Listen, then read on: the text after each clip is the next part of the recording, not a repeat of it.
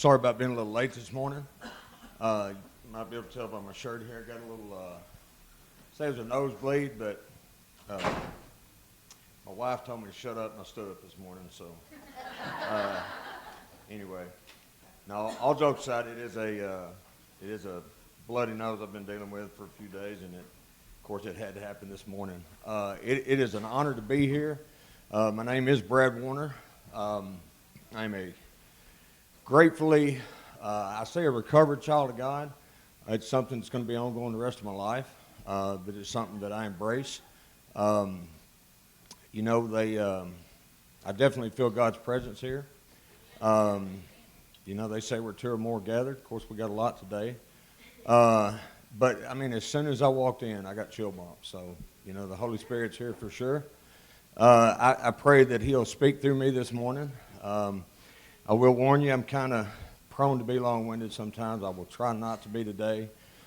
If my nose were to start bleeding, don't freak out, because it might be. I've got tissue in every pocket, so I'm going to try to stop it. All right, so one thing I did, as I said, it is a great honor to be here. I haven't had the pleasure to meet Chuck firsthand yet, face-to-face, but we talked on the phone a few times this week, and I'm really looking forward to meeting him face-to-face, sitting down and talking with him. Thank you. I pray it don't start bleeding. So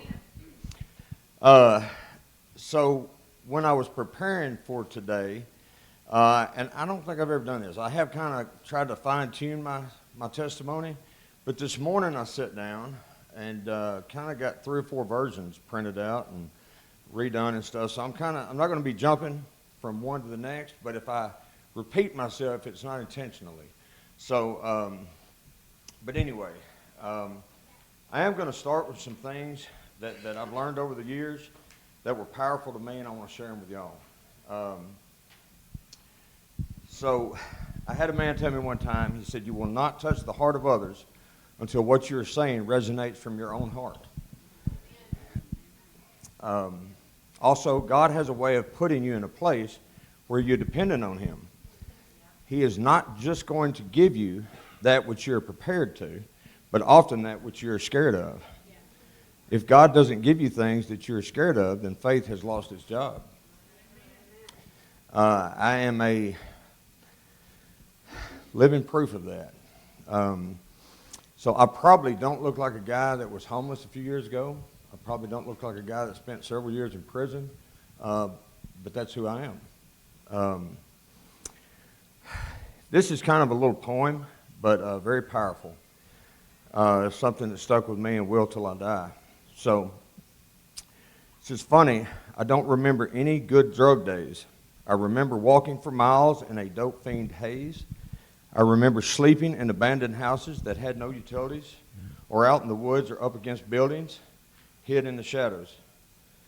I remember being called a junkie, but I couldn't accept it.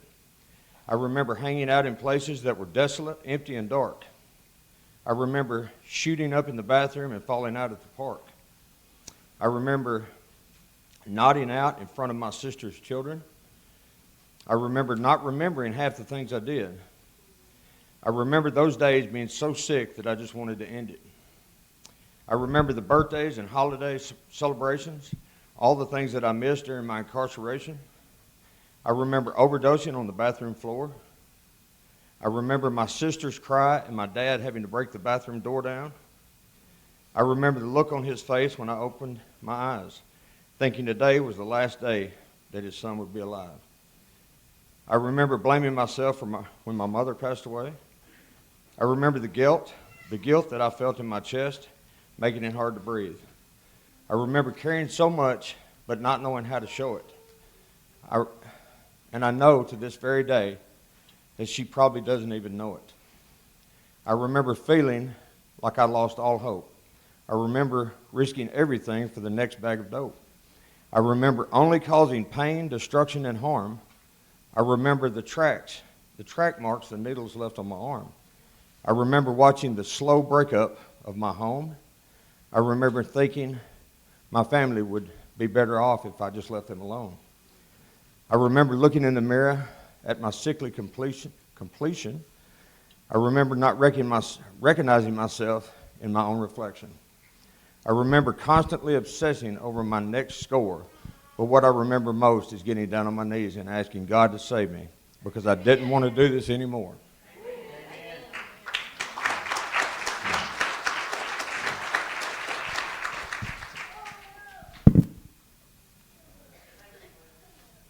Okay. So this is my testimony. It's called A Journey from Darkness to Light. Again, hello everybody. My name is Brad Warner. I stand before you today not just as a man, but as a living testament to the transformative power of faith and resilience. At 54 years of age, I've walked a path that many would deem impossible to overcome. Yet here I am, grateful for every moment of my journey. For years, I was lost in a haze of addiction, a prisoner of my own choices. I remember the dark days vividly, the nights spent in abandoned houses, the shame of being called a junkie, the heart-wrenching moments when I realized I was causing pain to those that I loved the most. I was trapped in a cycle of self-destruction, and it felt like there was no way out. I was a ghost of the person I used to be, lost in the shadows, desperately seeking a way to escape the torment of my reality. But then, in my darkest hour, I found something I never expected: hope. It was a moment of brokenness that led me to my knees, crying out to God for help.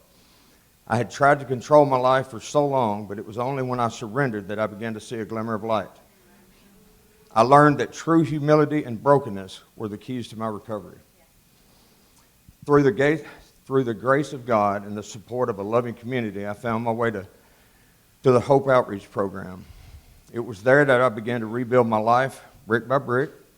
I can't express how grateful I am for the second chance I was given.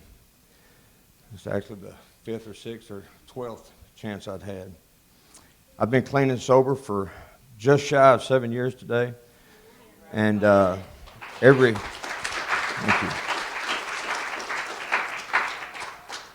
day is a gift, and a precious gift.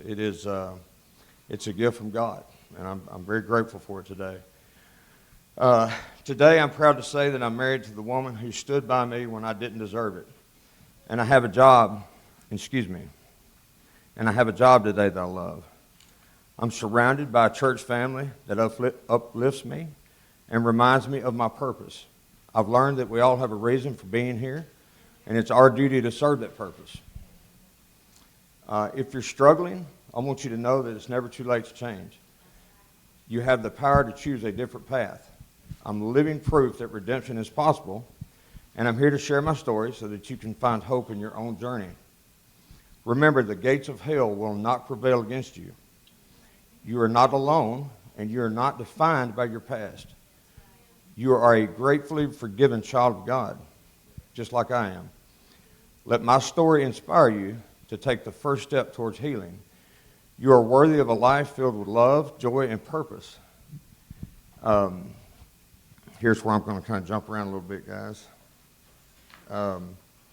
So I'm going to kind of wing it, I guess, for a little bit, and I'll try not to be long-winded. So my story did begin when I was a little boy. So at the age of 11 years old, I was just an average little kid, go to school every day. When we got home from school, me and my best friend would shoot basketball every day. That's what we did. And so we were shooting basketball after school one day, and his older brother, that was a teenager, walked out, and he started smoking what we thought was a cigarette. Turned out it was marijuana. He offered it to us. We didn't know what it was. We tried it. My mother had passed away when I was 7. So my mother was taken from me just kind of like overnight. We were on vacation when I was 7 and my sister was 10, and she had a blood clot in her leg. So from the time she found out she was sick, she was dead in about 2 weeks. And so her and my dad were divorced at the time, so I had this big void in my life. And, I didn't really think that I was looking for anything to fill that void. But the day that I smoked the marijuana the first time, what that did for me was fill a void. That made me feel like I didn't care anymore. I didn't realize it. I was just a little boy, but it filled a void for me. So I continued doing it. And like I said, I didn't expect that day. I didn't wake up that day saying I was going to do drugs, but I did, and it changed my life. It changed my life. Just a simple decision I made changed my life. So I continued on doing it. All through school, we drank alcohol. Not really, I don't guess, hard drugs, but all through school, drinking, smoking marijuana, doing other things. Ended up getting married after school. Moved off, Middle Tennessee. Had 2 kids. I'm sorry. Had 2 kids. At the age of 20, the same thing happened at the age of 11. It repeated itself at the age of 20. I had never seen cocaine. I had never seen any hard drugs. I didn't know what they were about. I didn't wake up that day intending to do cocaine. But a guy brought some to where I worked, offered it to me, and having lived the life I had for so long, I tried it. I was one of the people that was hooked the very first time he did it. And that day changed the rest of my life because it was in a different ball game from then on. It progressed quickly into other drugs, harder drugs, intravenous drugs. I'm not proud of that, but that's where it took me. I started getting in trouble with the law at, I think, the age of 26. Started with bad checks. Then it went into a bunch of different things. So I woke up one day, and I was headed to prison. I was on the prison bus headed to Northwest. So, excuse me, I was headed to Henning and then to Northwest. So I ended up doing a little over 11 years in prison in Tennessee. I had a 15-year sentence. While I was in prison, I want to share this because he's here today, and I'm blessed he's here. He's kind of like been a father figure to me for many years. So Mr. Ray Goodjohn, I'm sure some of you know him here. He's a great man. He was my classification coordinator in prison. And I got a job as a clerk over in the administration building, and that's where he worked. And so he kind of took me under his wing and was nice to me, treated me like I was a human being. He believed in me. When it came time for my parole hearing, he came up and spoke on my behalf. Even though I had others that spoke against me, he spoke on my behalf. Well, I didn't get out that time. I think it was a year or two later they did finally release me, but I didn't even get it then. I got out and went right back to the same old life I was living, going back around the same people, doing the same things, expecting different results. So as I said, I did about 11 years in prison. Got out 2011 is when I flattened my sentence. Got out, just like always, I went right back to the same people doing the same thing. I didn't have God in my life. I was raised in church. I was raised to know the difference between right and wrong, so I have no excuse. I have no excuse to why I did what I did other than just making bad decisions, and those bad decisions changed my life. Today I'm 54. I didn't get it until I was 47. So I struggled for 47 years. I struggled with drugs and alcohol and addiction and just a sinful life. I never wanted to give up control. I always wanted to keep control. I wanted to just drink alcohol and nothing else, or just do this and nothing else. I never wanted to let God guide, guard, and direct my every move. When I was 47, it did take me to the verge of death. So in 2014, I tried methamphetamine for the first time. And that's the devil, guys. I don't know how else to say it. It's the devil. But if anything, I give God credit for doing that for me, because that's what pushed me to salvation. That's what pushed me to where I'm at today. Almost immediately, I started dealing with chemically induced schizophrenia or spiritual warfare. I'm so glad you said that. I didn't know what it was at the time, but I was hearing voices just like y'all hear me. I was hearing voices, but wasn't anybody there. Well, they were, but it was the devil. And so I had almost committed suicide many times. I mean, really on the verge of suicide many times. Somehow or another, stayed locked up half the time. So I got locked up, and I got sent to a treatment center in East Tennessee. And the pastor there, I remember him having a conversation with me one night, because I told him, I said, I may have done so many drugs that I've lost my mind, because I hear voices, and I hadn't had any drugs in my system in a few weeks. And he explained to me about spiritual warfare. And so that man, God rest his soul, he's with God today, was a very pivotal person in my life. That shared a lot of things I needed to hear. He got me back to reality. He kind of grounded me. I got in church, but I still didn't get it. I still went right back to it. I would get kicked out of every rehab I'd ever been to. I've probably been to 20 plus in my life. I'm not proud of that. But I've been to every rehab there is, several times. I would get kicked out because I didn't want to follow the rules. I didn't want to give up control. I didn't want to let God take over. So for 2.5, almost 3 years, I dealt with the schizophrenia. I dealt with the methamphetamine use, and it destroyed me, absolutely destroyed me. In and out of jail, so I was homeless. I was homeless for almost 3 years, and I mean not on a friend's couch homeless, I mean homeless, outside homeless.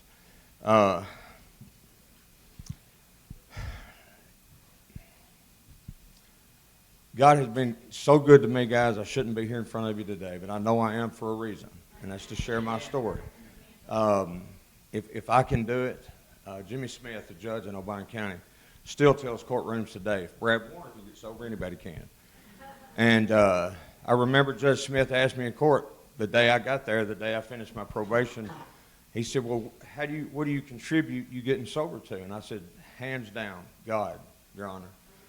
And he let me speak, and I spoke, and God spoke through me that day, and I've been sober since. Just such a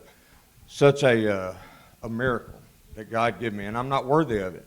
I'm not worthy in any way. I do what He asked me today. I go where He asked me to go. I do what He asked me to do. The lady that I've been with for 15 years that put up with stuff that a woman shouldn't put up with from me, from anybody.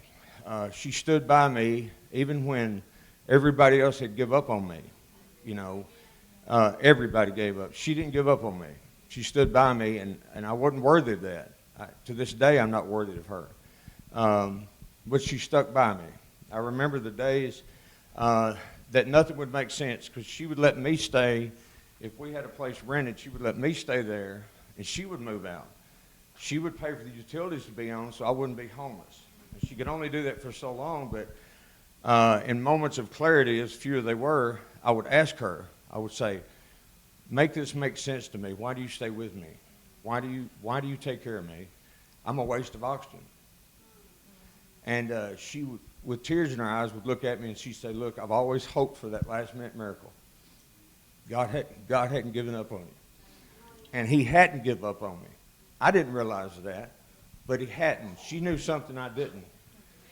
And as I said, I'm not worthy for her, but I'm very thankful for her. She's my wife today. We've been together for many years. She did have to eventually, for her own safety, because my mind was so gone. At one point, she did have to step away.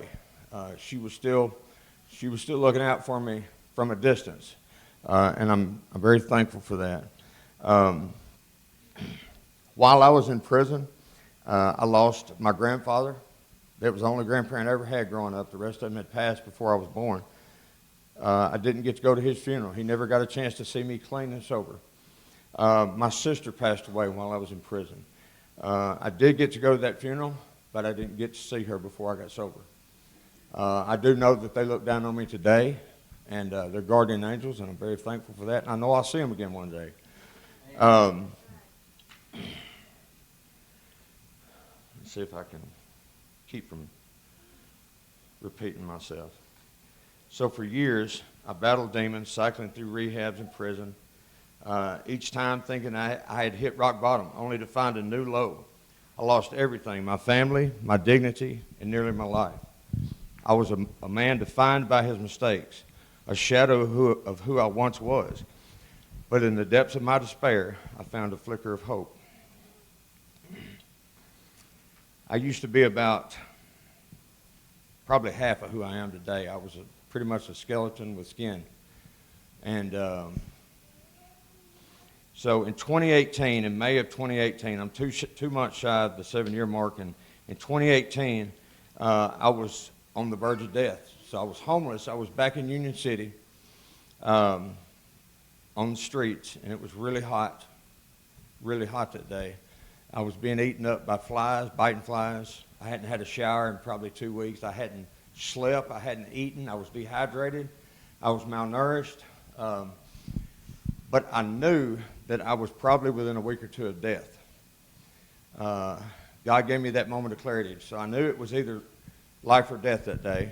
So I prayed to God that day. Now that's something, that was a pretty common thing.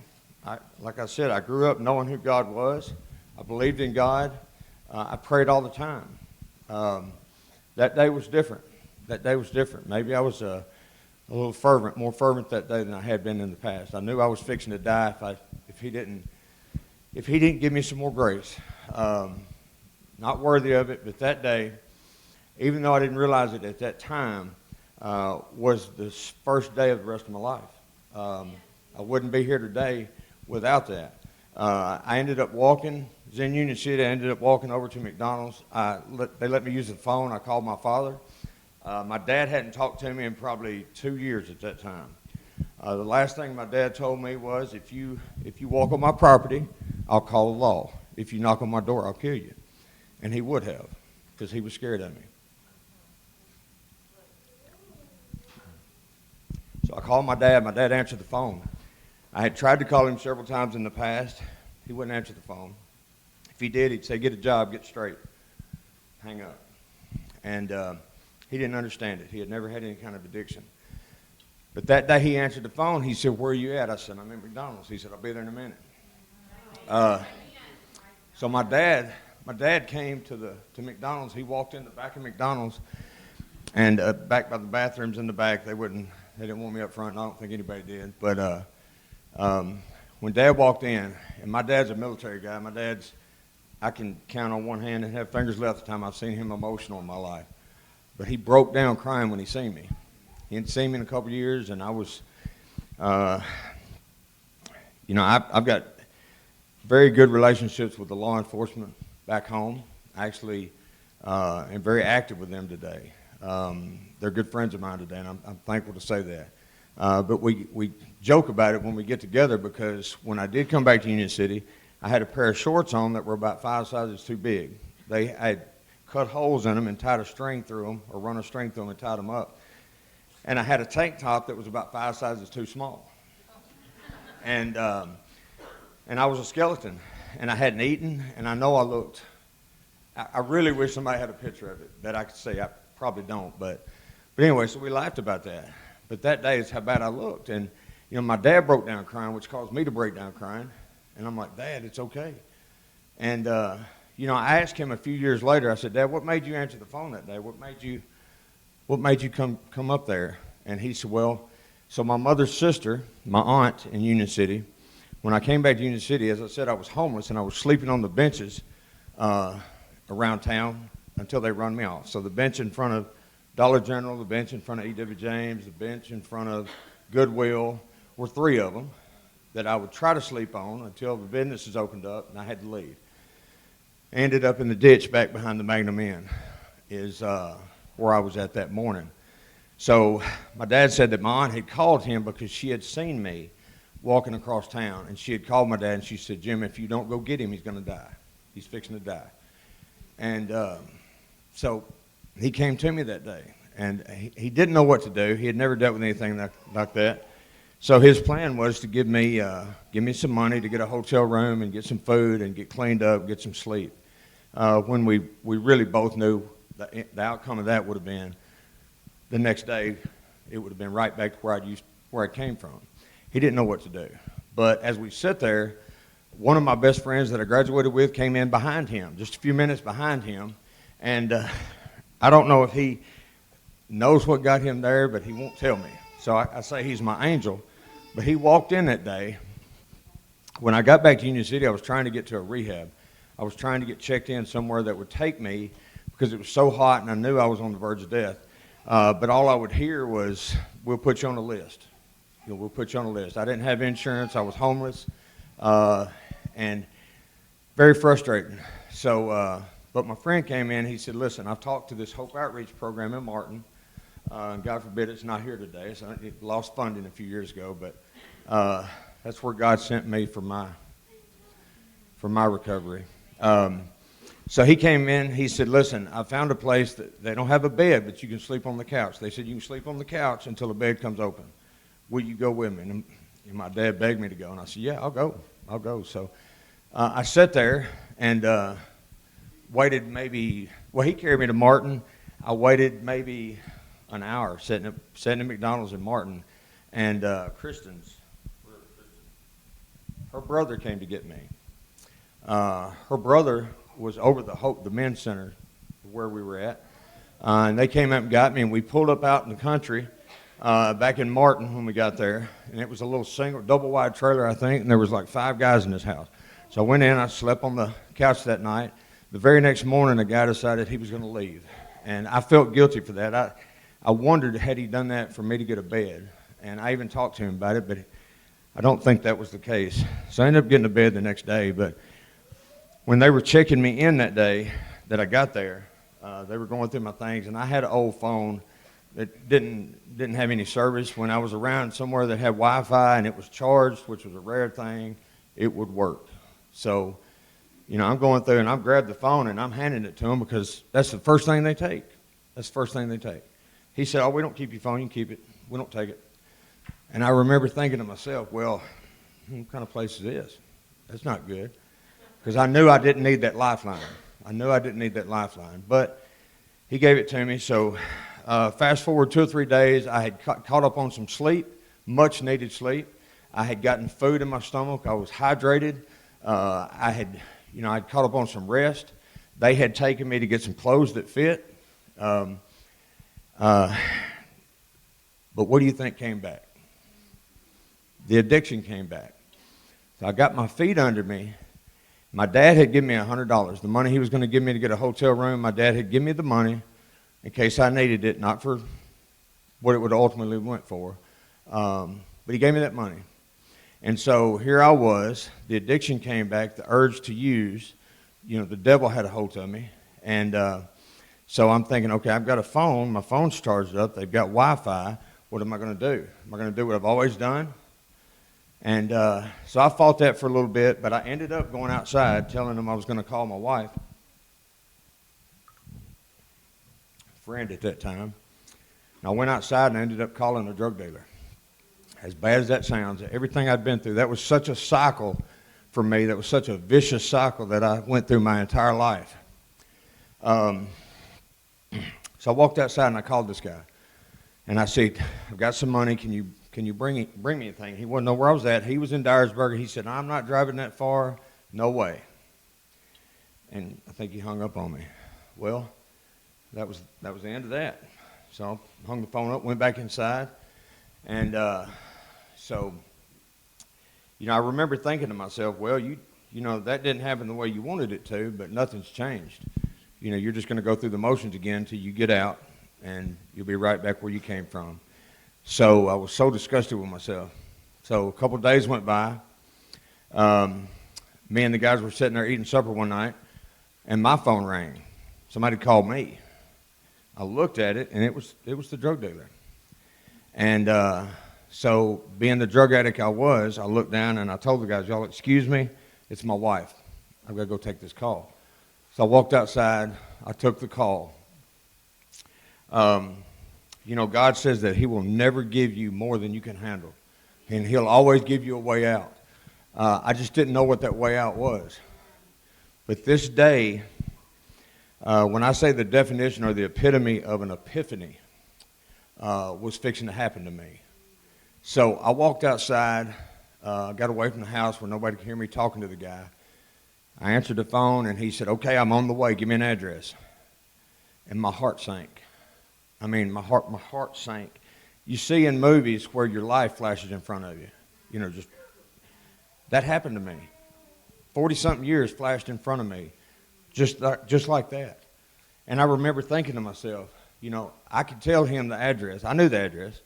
I could tell him the address, tell him to come on. I could sneak down the road, pick it up, get back. Well, what's going to happen then? I'm going to walk in the house, probably use the stuff, definitely use the stuff. I'm going to get kicked out. I'm not going to be able to eat. I'm not going to be able to sleep, and I'm going to get kicked out.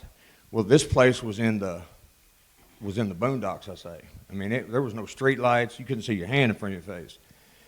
And it was far away from town.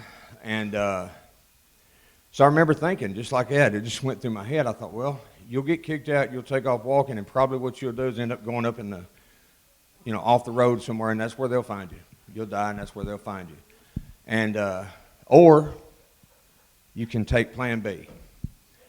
And so I told him, I said, let me call you back. I don't know the address. Let me go find the address. I'll call you back. He said, all right, hurry up.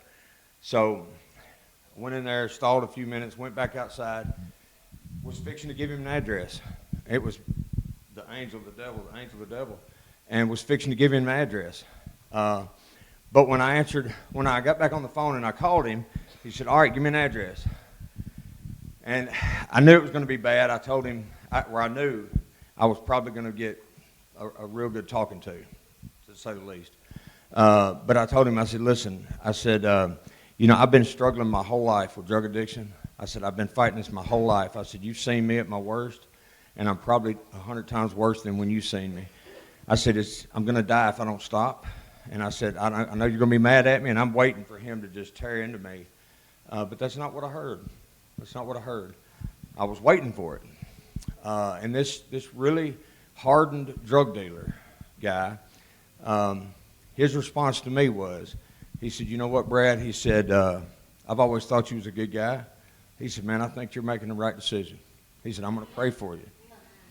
And that still kind of stuns me today to say that, because it was like an angel on that other line. And I hung up. That was my epiphany. And when I see people today that haven't seen me in the years I've been sober, that hadn't seen me in many years. The old person, that's who they knew. So I run into people a lot that used to know who I was, and they'll tell me, how are you doing? How you doing? I know it's not easy. I know it's not easy, Brad. How you making it? You all right? But my answer to them is, I can't tell you how easy it is. Because from that very day that God tested me but gave me a way out, the epiphany, I say, flashing my life in front of me, and I made the decision not to do it that day, I haven't had the urge to use since that very day. I haven't.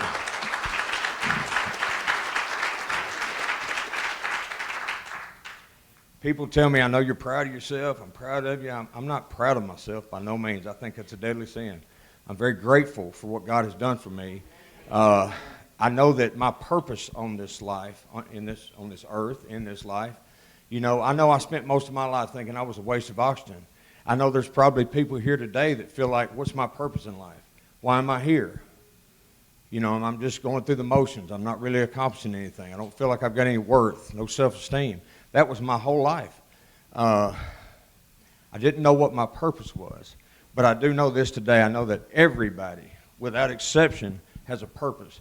He makes no mistakes. He makes no mistakes. We are all here for a reason. And it's our job to find out what that purpose is and to fulfill it. For others, we're all here to serve. For others, we're all here to share His Word, to spread the gospel, to share hope. I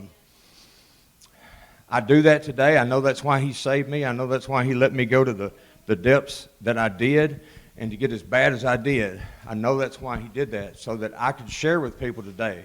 If I'm in the car business, that's what I do for a living. That's what I've done. My dad did it when I was a kid, so I've been in the car business my whole life, or jail. And so that's what I do today. But when I don't do that, I'm working in addiction awareness. So I speak at church a lot of times at schools, mostly schools, to young people, to try to get them not to make the mistakes I did, and to tell them how simple those simple mistakes, that simple, sure, I'll try it, or yeah, come on, I'll do it, how it changed my life. You know, peer pressure is a big thing. So I share with kids a lot today. I do speak at churches. I'm very blessed. Wherever God tells me to go, I go. I have to pinch myself today. I remember when I first got sober, that I thought, well, I'm probably not going to be able to make it because, I was so used to these uppers, this meth or these, I thought I was going to have it to function. I didn't think I was going to make it. So, but that's not been the case. Not been the case. I don't want to say high on life, but every day, without exception, I thank God for a normal life. Driving down the road and seeing grass, seeing a bird flying, just being able to go home and my wife know that she doesn't have to wonder who's walking in the door. Just to know that I ain't got to worry about getting pulled over today. I ain't got to worry what I got in my car. I don't have to worry about a drug test today. I don't have to worry about people wondering, have I got something on me? Am I up or down? Mad, happy, just to, run the gamut from one end to the next. Very grateful. I'm going to try not to be long-winded as I'm not.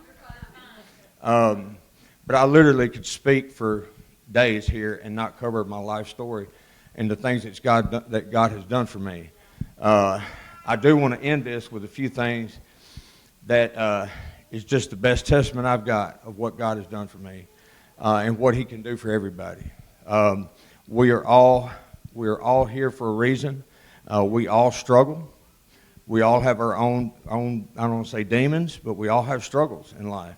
Whether it's I've got a problem with overeating, if you can't tell.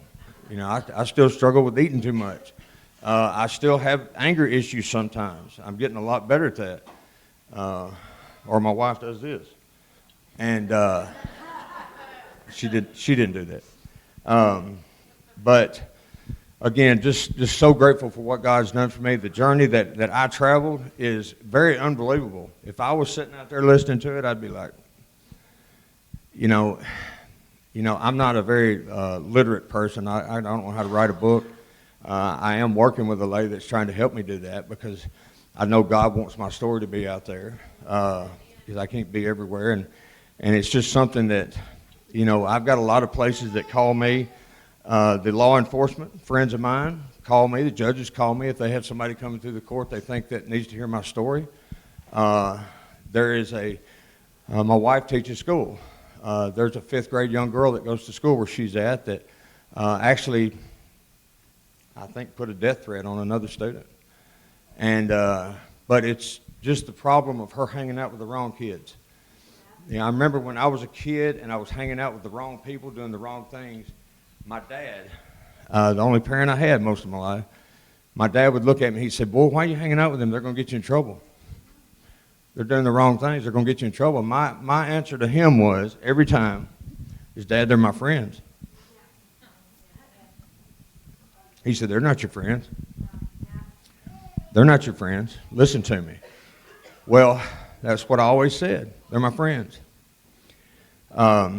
So fast forward to me being in prison for 11 years.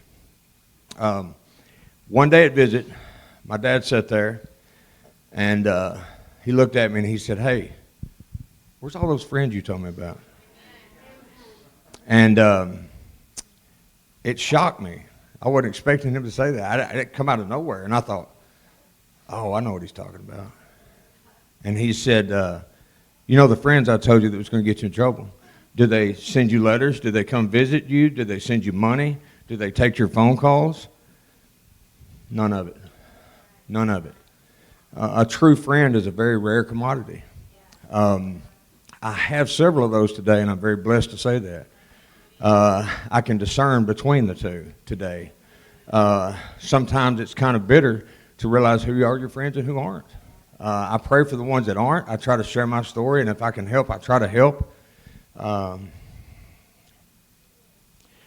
has carried me on a journey that I'm so grateful for today. Like I said, I know I'm doing what I'm supposed to be doing today.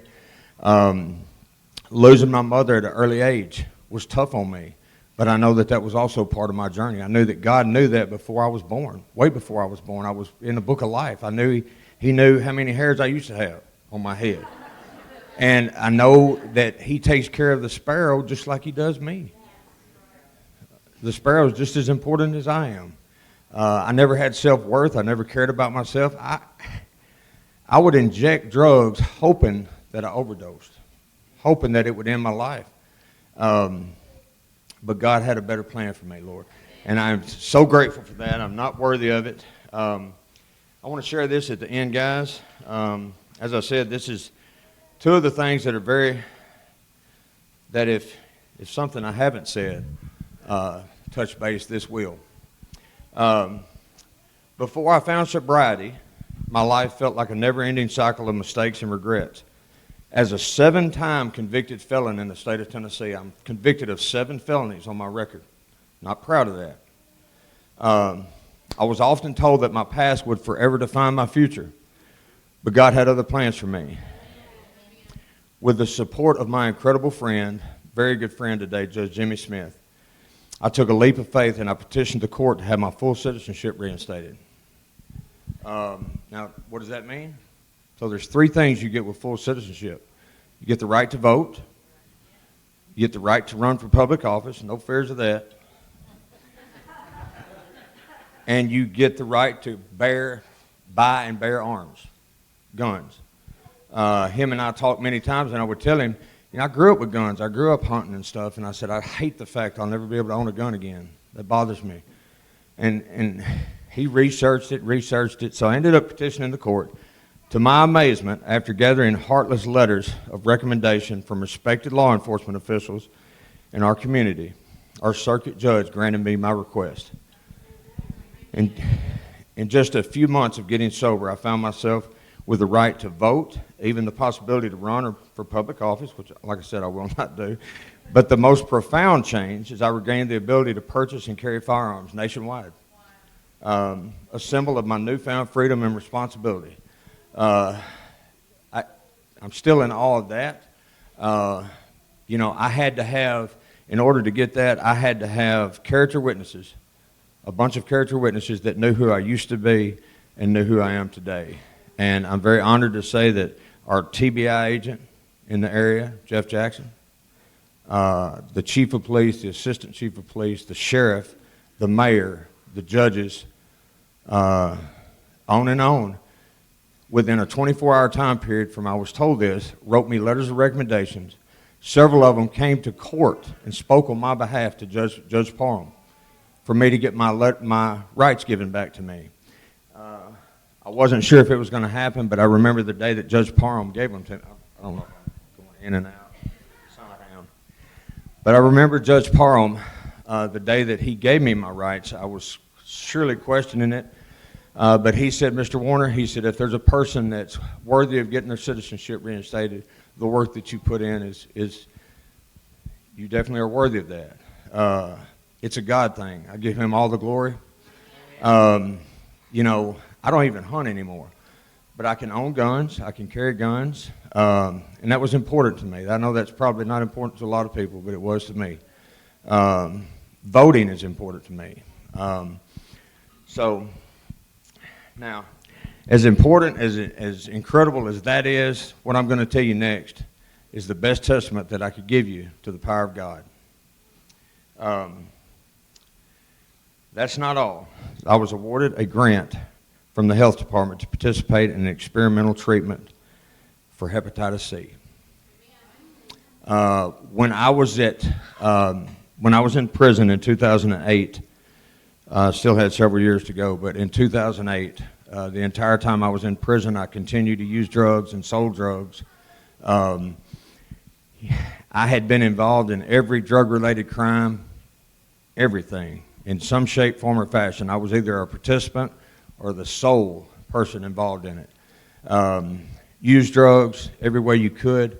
But when 2008, the syringe I was using broke.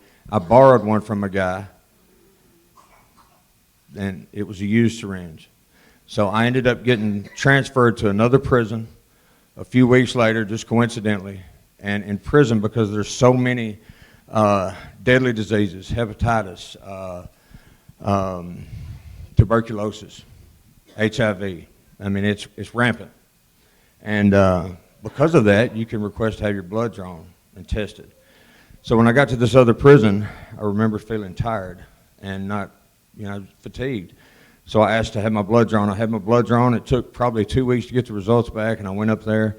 She was reading my results, and she got down to my liver enzymes, and they were really elevated. It's the only thing that was kind of out of whack. And I asked her, I said, what did that mean? And she said, well, you've got a really bad case of hepatitis C. And it's a deadly disease, no cure. So in 2018, the year I got sober, I didn't have health care. I was still practically homeless. I was going to the health department. The health department called me in one day. I went in there and they said, listen, there's an experimental drug for hepatitis C, but it's a grant and it's extremely expensive, but we will put in the grant for you to see if you can get it. But if you take it, you have to stay sober. If you relapse, you're going to lose it. And I remember asking the doctor when I found out I had it what that meant to me. I didn't know anything about it. And she said, well, you may live in your 50s, but you'll probably die from liver disease. And I remember thinking that day that, well, I finally done it. I remember thinking I finally done it. I finally ended my life. I knew it was coming somehow. So I had to take treatment for 90 days. We applied for the grant. It was a $300 and something thousand experimental medication. We applied for it. They called me back and they said, you've been awarded that grant. I had to walk to the health department. I got there. For 90 days, I was taking pills. I think there were some injections here and there they gave me. So for 90 days that happened. 60 days after my last treatment, they tested me. And I had the highest, at that time, I had the highest viral load of anybody in that prison with Hep C. They tested me, and by God's grace and mercy, I am Hep C free today. I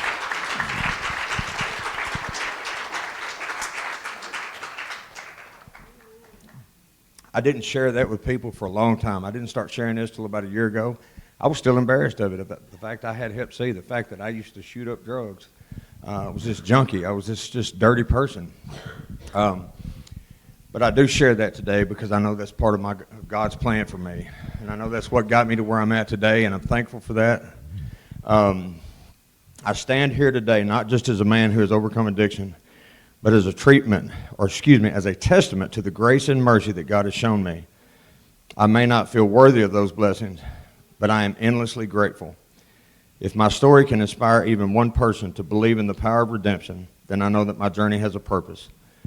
Thank you for allowing me to share my testimony today. God bless you all. Thank you for being here. If you've got any questions, I'll feel free to answer. Like I said, I could talk the rest of the day, but I'm going to end it at that, guys. Thank y'all for having me.